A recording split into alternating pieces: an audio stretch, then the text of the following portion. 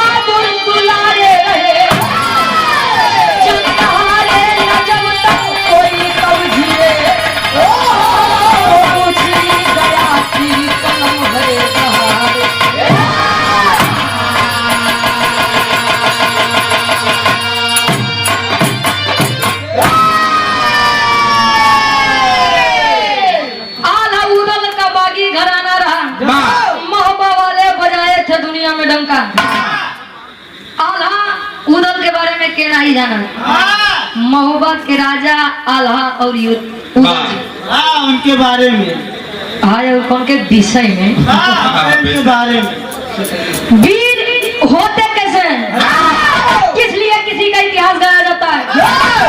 कहा जाता है कि वीर अगर अपने कामे में अडिग हो जाए तो सांस चली जाए रघुकुल रीति सदा चली आई। मेहरारू पर जुलूम ढाई। अच्छा मेहरारू पे काहे? सीता से पूछ लिया। अच्छा सुपर्णखा से पूछ लिया। अच्छा मैं विश्वास से तारा से पूछे बाली किसी बदल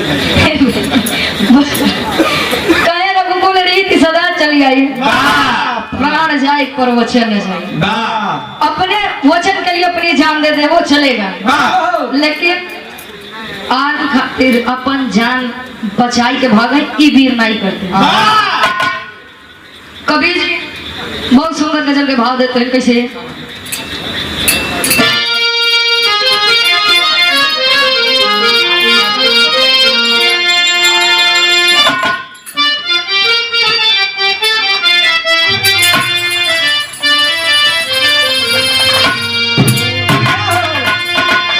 किसी पीने वाले पीने वाले को हाँ हाँ का पीने वाले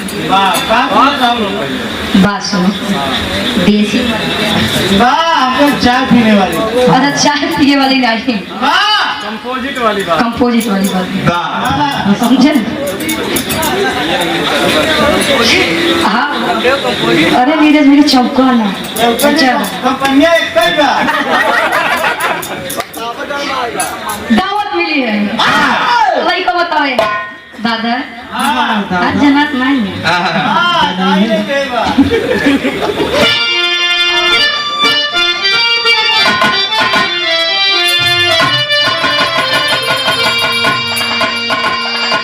अरे आज पिए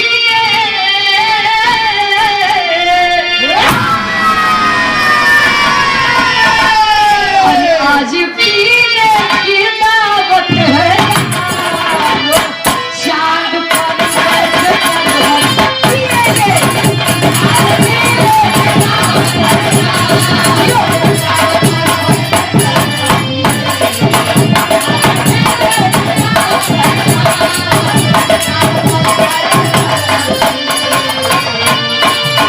आज पीने की दावत है यारो अरे चांद पर बैठ कर हम पिएंगे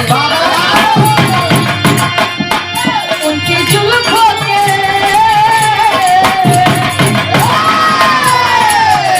उनकी जुल्फों के साए में हंस उम्र भर हम हंसेंगे जिएंगे उनके जुल्फों के साए में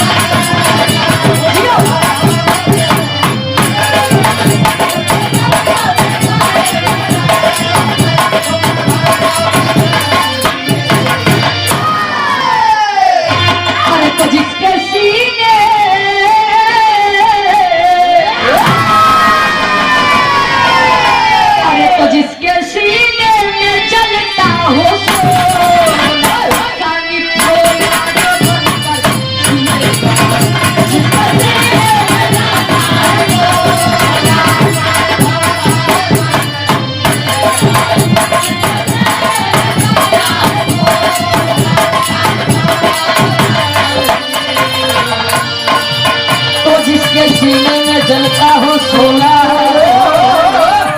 औलाद बन कर जिएगा माने से कोई जहर भी पिलाए अमृत अपोमान खाना पिएगा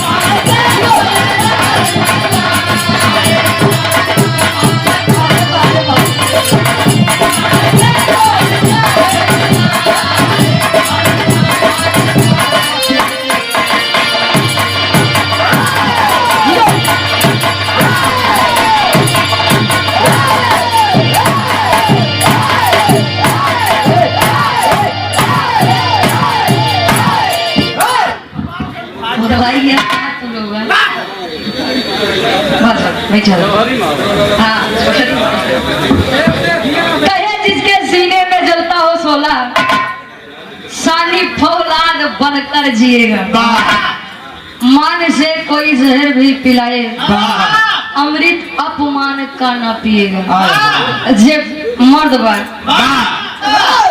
कहे वीर सदैव सामने से वार करते हैं जब पीछे से वार करे बस वीरा की कहानी का शुरुआत यहीं से हुआ कवि जी लिखते हैं कैसे जौहरी छन से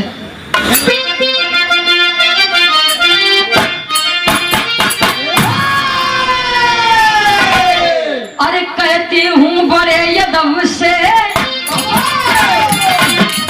ये बिल्कुल बात सही है सुनवा जब सुंदर नारी धरती पर नहीं कभी है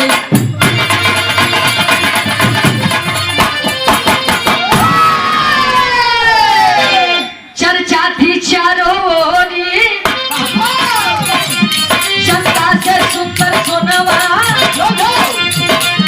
देवला को चिंता रहती ना लागे जादू सोनवा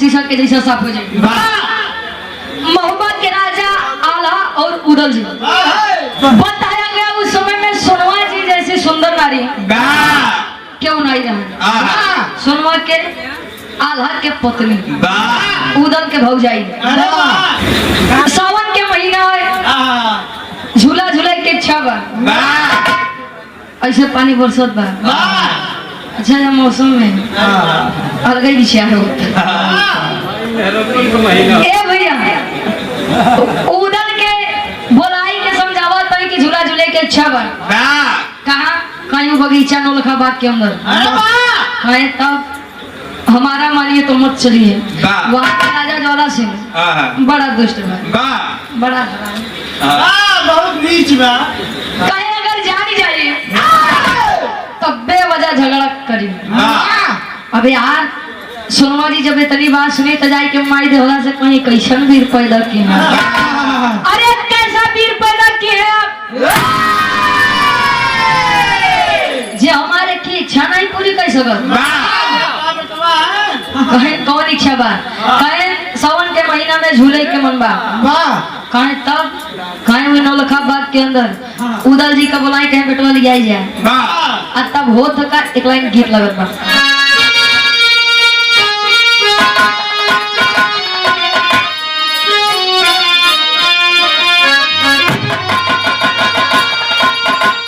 अरे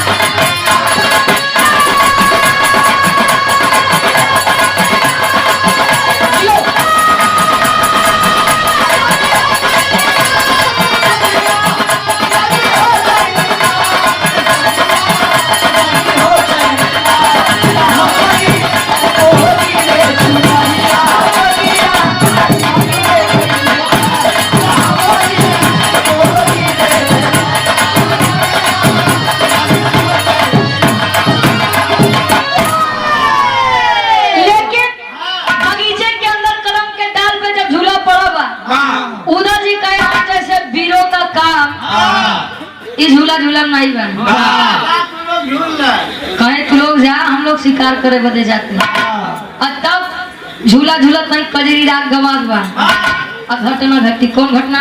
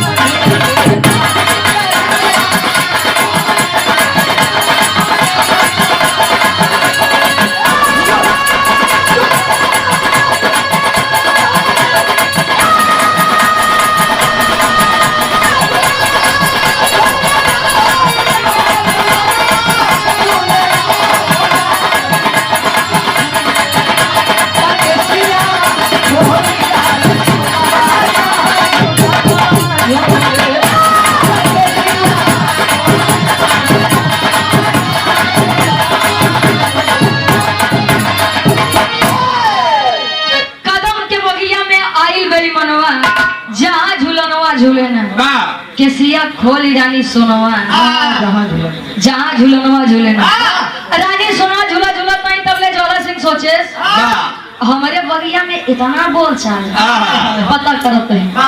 जब यार सोनवा जी को देखे तो बस देखते रहिए। अरे वाह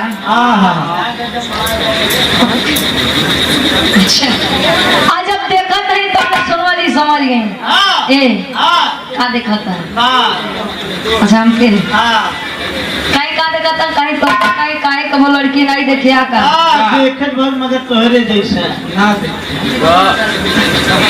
काहे नारी तो बहुत देखा लेकिन तुम्हारी जैसी है नहीं देखा। प्रेम करते हैं आपसे, विवाह करना चाहते हैं आपसे। I love you. अच्छा अंग्रेजी पढ़ावे तू करे तब समझावत नहीं सोनवा जी क्या समझावे।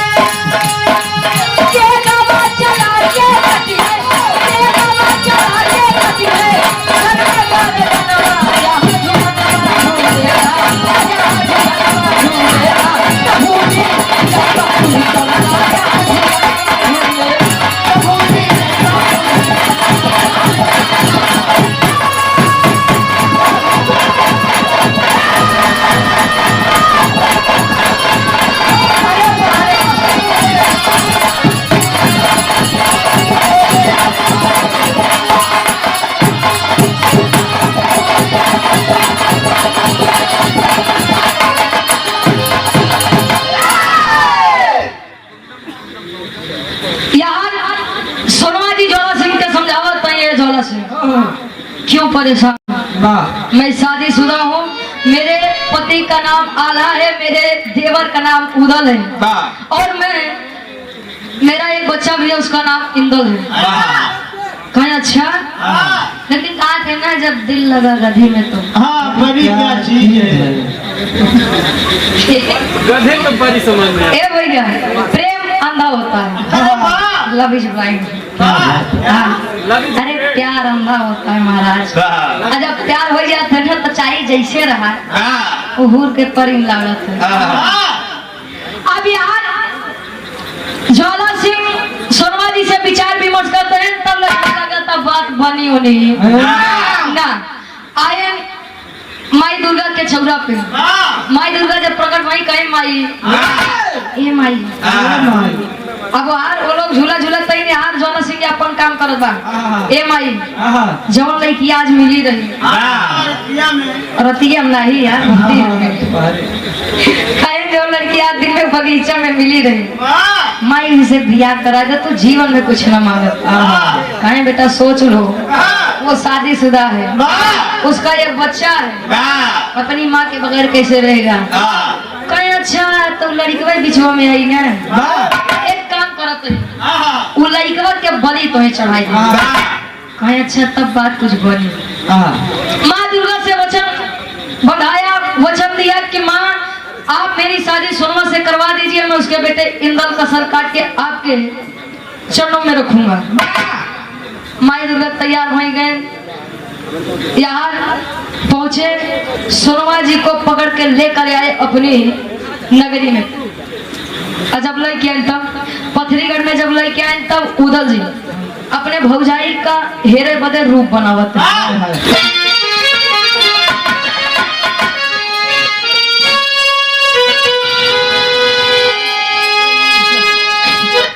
लड़की कहे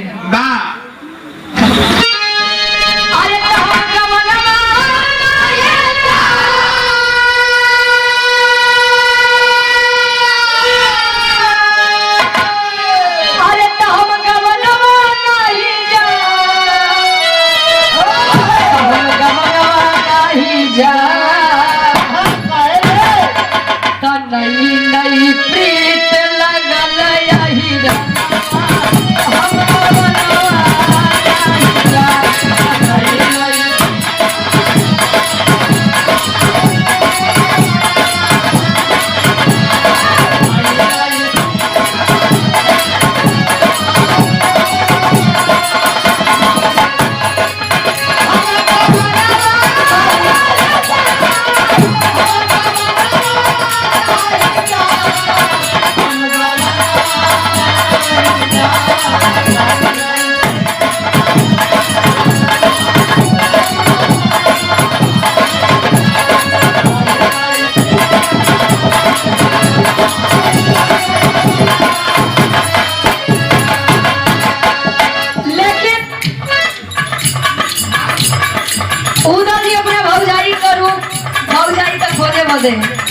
जाई के आला जी से बताओ तो का बतावे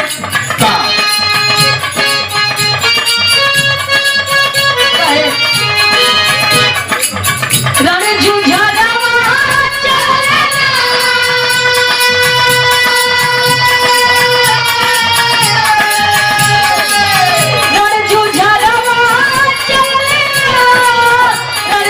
चल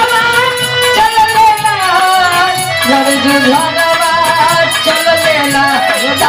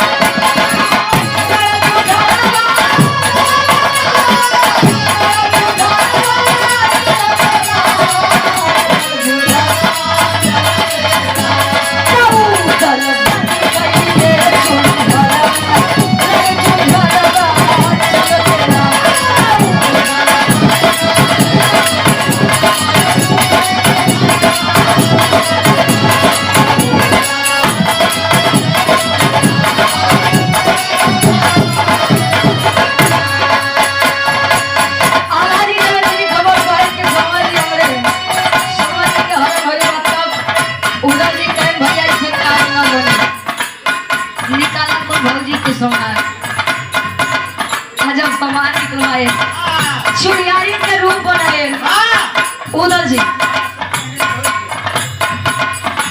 मेरा रूप का रूप जब ले तो गरीब में जब चूड़ी पहुंचता है चूड़ी बेचे गांव नगर पहुंचे चूड़ी ले लो नहीं लेगा चूड़ी बेचे जब पथरीगढ़ में ज्वाला सिंह के दरवाजे के पास पहुंचे तो ज्वाला सिंह का एक बिटिया रही जिसका नाम सुबह पंखी में बताया वो सोनवा के बड़ी देख रेख सोनवा जी कहीं बिटिया ढेर दिन के बाद चूड़ी नहीं पहने जाई के लिए आई क्या हाँ लड़का बात तरी से चूड़ी पहन ली आज तब उदल जी जब पहुंचे हाथ रखे सोनवा जी के तब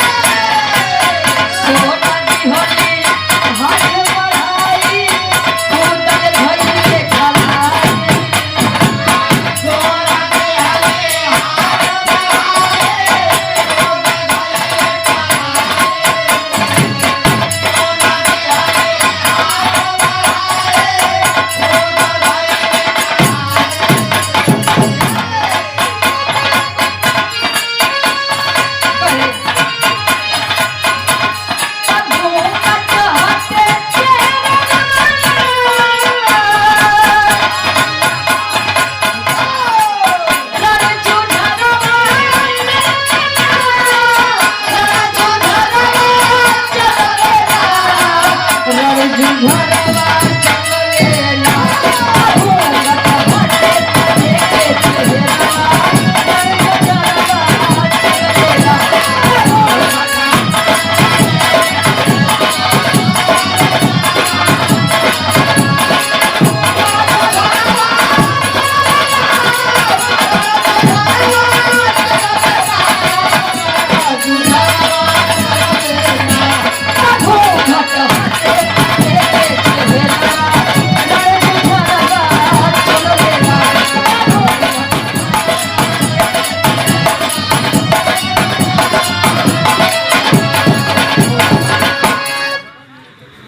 अब यार उधर जी पहुंचे चुड़ियारी के रूप बनाई के जब सोनवा जी के कलाई रखे हवा लगा घूंघट जब हटा तो सोनवा जी का देखे जितना सामान लिए रहे कुल पटक के देखे कहीं भौजी ए हमार भौजी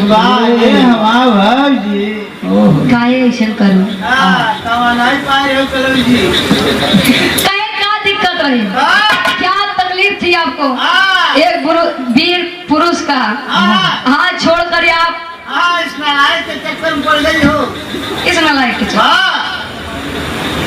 ए भैया तो कनाई कहते कि उधर जी कहीं ज्वाला सिंह बोले कहे भैया के छोड़ के ये करे चक्कर में तू परेशानियां चक्कर पड़ी है तब सोनवा जी बतावा तभी मैं अपनी मर्जी से यहाँ पर नहीं आई हूँ जब वो बगीचा में हम झूला झूलत रहे तब ये ज्वाला सिंह जबरदस्ती हमका लई के आए कहे तब एक इतनी मजा कि हमारे मौबा के इज्जत पे हाथ डाली कुल सामान फेंक के तलवार खींच ली आज जब तलवार खींचन युद्ध करे बोले तब सोनवा जी समझावत का समझाई लाइन गीत लगना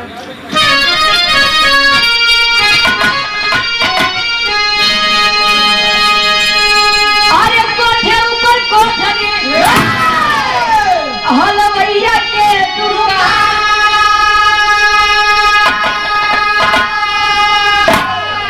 अरे हाँ चला तू छूट गया बनवैया मारे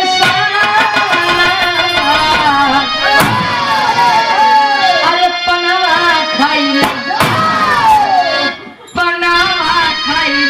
राजा बाबा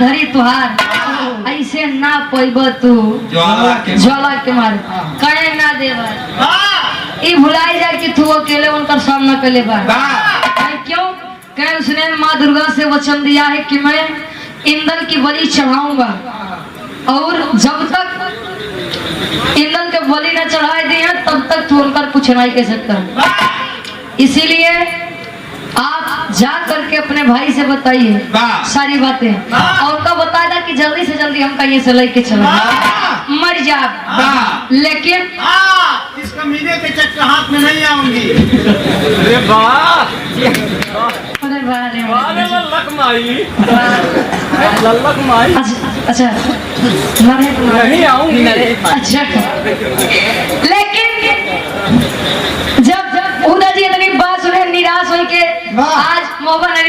आवत है, यही सोच के कि आखिर मैं अपनी माँ के समान भाभी का सम्मान नहीं बचा सकूं, मैं उनकी रक्षा नहीं कर सका। आई के महोबा नगरी में विलाप करते हैं, तब ले आधा करत इनकार। अरे लौटे महोबा अब महोबा के बाधा तब उदम के गोला देखले तब आधा करता।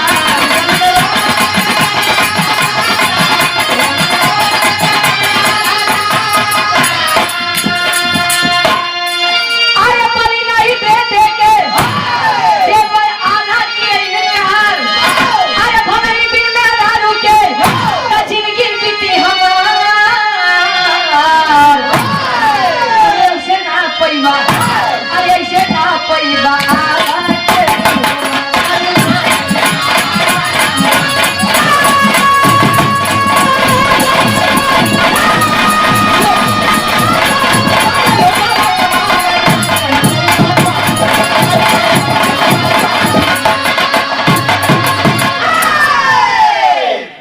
उधर जी विलाप कर रहे हैं, रो रहे हैं, तब आल्हा जी देखे कहीं का बात बा, क्या हुआ?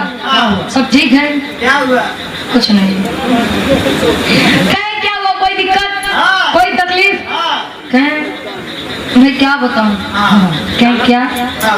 कहीं भौजाई का लिया वो दे गए, मैं लेके भी आता, लेकिन एक दिक्कत है। कहीं क्या? कहीं भाभी को यदि लाना है तो इंदल की बलि चढ़ाना चाहे आप चढ़ाइए चाहे ज्वाला सिंह चढ़ाइए, लेकिन इंदल की बलि तो चढ़नी है। आज जब आल्हा इतनी बतिया सुनन कहे अरे मेरा एक ही बच्चा है, एक ही संतान है और मैं उसे अपनी पत्नी के लिए बलि चढ़ा दूंगा, मैं कहाँ का पिता हुआ? कहे नहीं उदम नहीं, कहे मैं पत्नी के बिना रह लूंगा लेकिन अपने बच्चे के बिना नहीं रह सकता। मुझे नहीं चाहिए पत्नी, मुझे मेरा बच्चा चाहिए। तब तेरी के भाव में कवि लिखा था का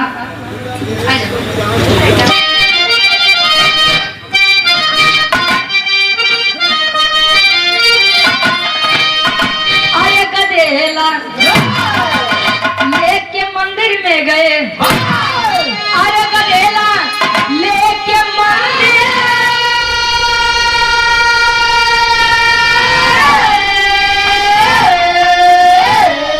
अरे गदेला लेके मंदिर में गए, सुनवा कारण आधा उदल पीर पड़े।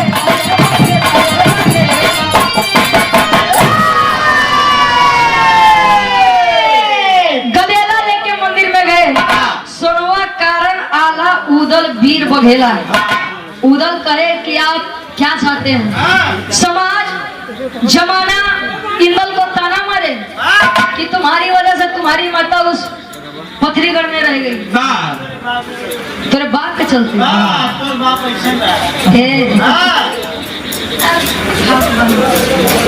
अब यार उदल छोटे होकर भी आल्हा को डांट रहे, समझा रहे हैं।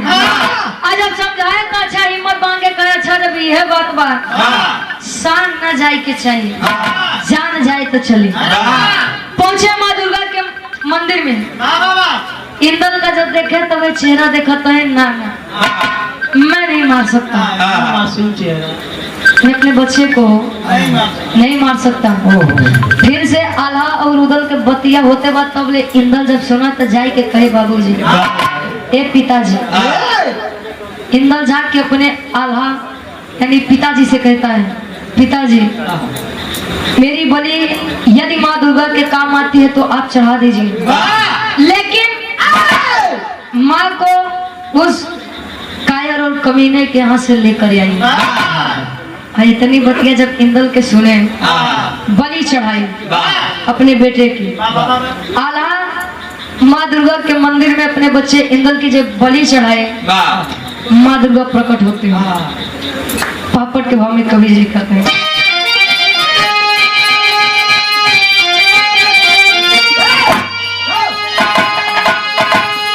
अरे बलि चढ़ाते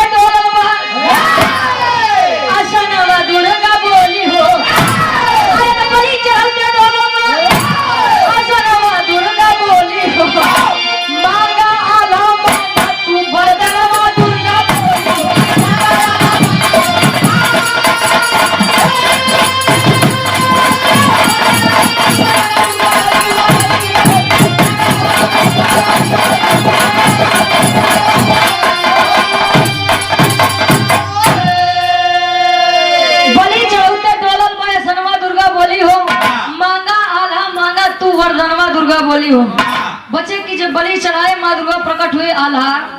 ए बेटा आल्हा बोलो मत क्या चाहिए? माई ना मेरा भी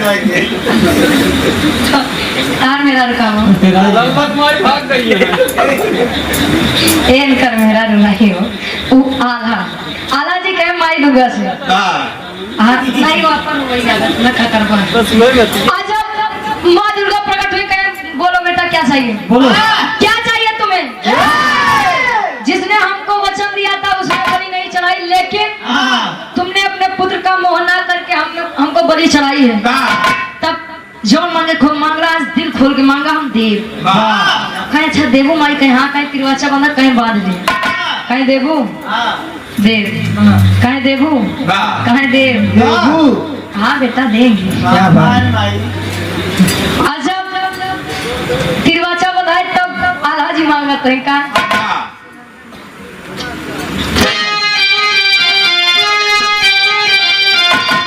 जिंदा कर दो लाल मेरा गोबर की रानी हो, तो ज्वाला सिंह के गर्दन में अलग करो महारानी हो।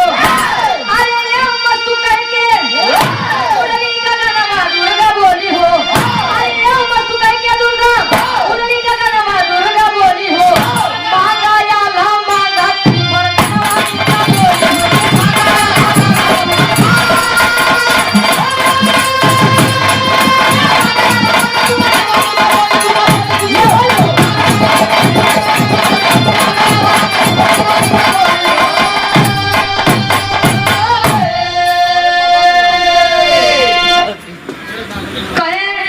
जिंदा कर दो लाल मेरा वर्दोवर की रानी हो, ज्वाला सिंह की गर्दन रण में अलग करो महारानी हो। हाँ देवाई चाहत या तो जौने लड़का के तो बलि चढ़ाए वे लड़के हमारे वापस कर दे। अच्छा अच्छा आल्हा जी की बात सुने कहे ओ मस्त और कुछ चाहिए? कहे हाँ, कहे मैं ज्वाला सिंह की गर्दन रण में काट के आऊँ। ये मस्त ऐसा ही होगा बालक। अब यहाँ वरदान दे के दुर्गा जी चली गई और तब पथरी पे चढ़ाई करते हैं महोबा वाले। और जब चढ़ाई करें तो ज्वाला सिंह पहुंचे माई दुर्गा लगे तब माई दुर्गा बतावत है समझावत है आल्हा के बाद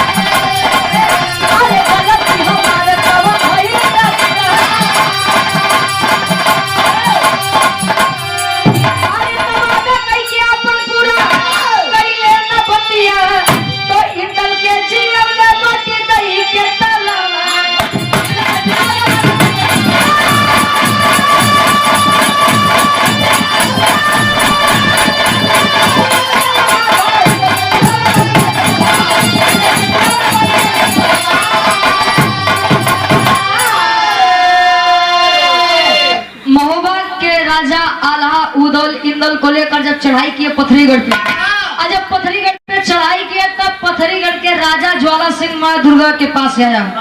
माई ए माई जी आई ले ना तो मार गए कहे के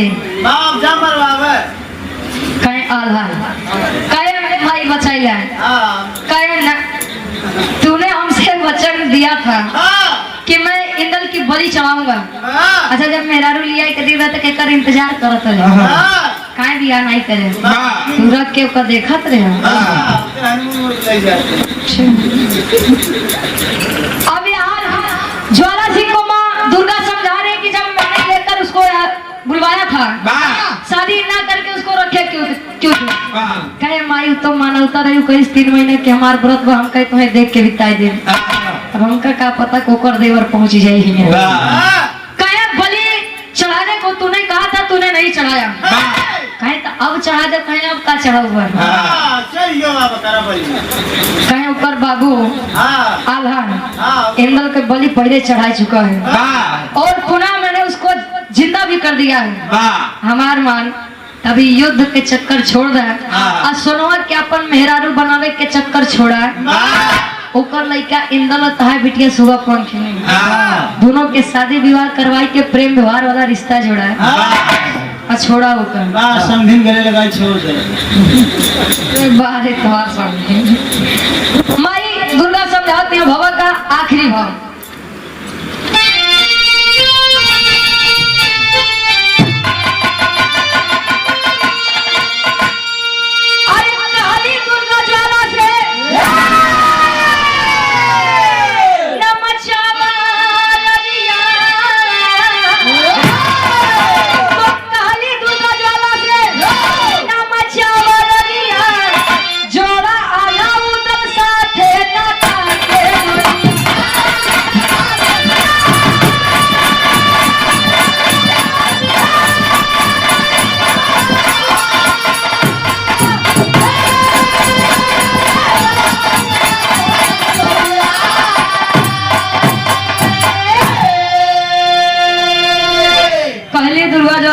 मचावर रिया अजोड़ा आला उदल के साथे नाता के डोरिया बचे के उपाय बा अपन लड़की के बियाह कैदा वीर के हाथे में थमाई दा तब तो बढ़िया बा यार सोनवा जी भी चाहत रही कि सुगा पंखनी हमारे साथे चले हमारे नगरी महुआ में चले युद्ध हुआ युद्ध में जब ज्वाला सिंह की पराजय होने लगी तब सुगा पंखनी के जाई के लगे सोनवा जी निहारत है चेहरा तबले आला जी कलर पकड़े ज्वाला सिंह के लाई के सोनवा जी के लगे पटक दे कहे रानी ये हमार रानी एक जवन सजाए देख के बाद तू दा कहे स्वामी एक छोड़ दे काहे रे काहे आज ले हमें कहीं करे बदे नहीं कहते एक जोन बिटिया भाई बड़ा हमार सेवा करे बा युद्ध छोड़ा रिश्ता जोड़ के आवाज चला आखिरी में भवा का अरे सुगा पंखनी से भइए इंदल के बियाह हो डोली चली तेरी छन मोहब्बा के रात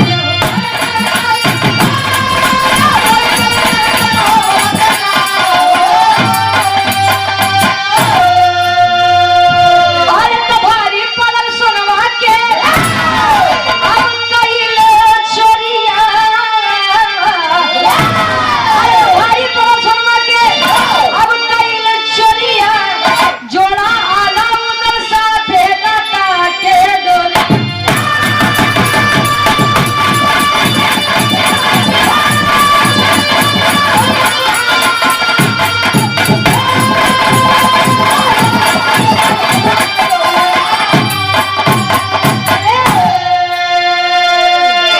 आखिरी में सुगा पंखनी और इंदल के विवाह करवाई के हंसी खुशी सब महुआ नगरी वापस आइए नो पत्थरीगढ़ के आजादी दी ये बड़े कहा थे मेहरारू अगर चाहिए चाय ले हाँ हो अदरक नहीं ले अरे वो चाय नहीं चाह ले कोई चीज ठान लेता हाँ तू चाय पीछे जी परेशान जानता है काज का हो जाए मेहरारू चक्कर में पूरा रामायण चला गया मेहरारू चक्कर में पूरा महाभारत हो गया अबे हो तो अबे वहां से सुनबे भैया मेरे देश की बड़ी मनमोहन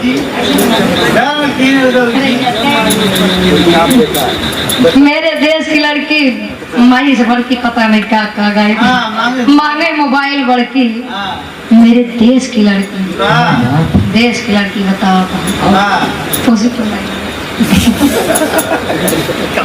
ए बड़ी लड़की उनसे मांगे तो किरनी बेचेगी अच्छा ये बात अच्छा इतना फन ना बतावा ये बारे मेरा रुगर चाहिए और भैया कहाँ से का करवाई दे मेरा रुगर चाहिए तो घरे तू भाई आता तू मोहर करवाई दे भैया सहूली बहुत नगद होती पहले अपन सहूर देख लेता आखिरी में खानदान का परिचय बा अब एक